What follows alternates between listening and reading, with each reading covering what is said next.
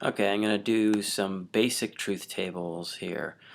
Let's start out with the truth table for the conjunction P and Q. Okay, these two columns here, P and Q, these are my reference columns, and I'm always going to assign these the same way. So the far rightmost reference column, in this case the Q, I'm going to assign in this pattern: true, false, true, false.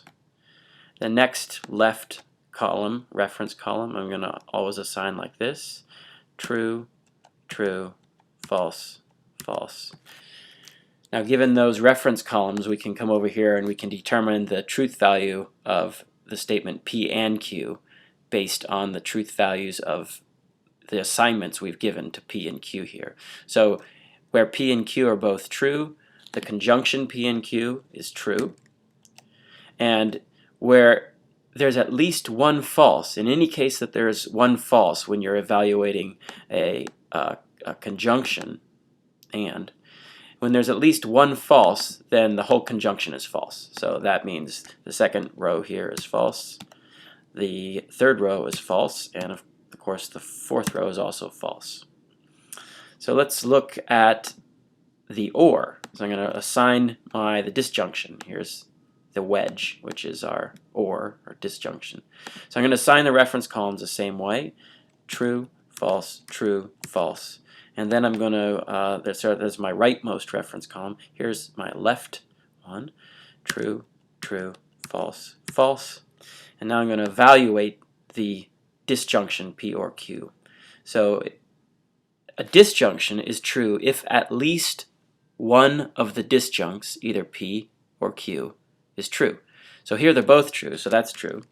Is at least one true here? Yes, there's a true, so this is true. Is there at least one true here? Yes, there it is, so this is true. Is there at least one true here? No, there's no true, so that means this row is false. And finally, let's look at the conditional. So I'm going to assign my reference columns here again the same exact way. And then I'm going to evaluate the conditional. So a conditional is true in every circumstance except where the antecedent of the conditional, in this case P, is true and the consequent of the conditional is false. That's the only scenario where the conditional is false. So a true and a true gives me a true. Whoops, true.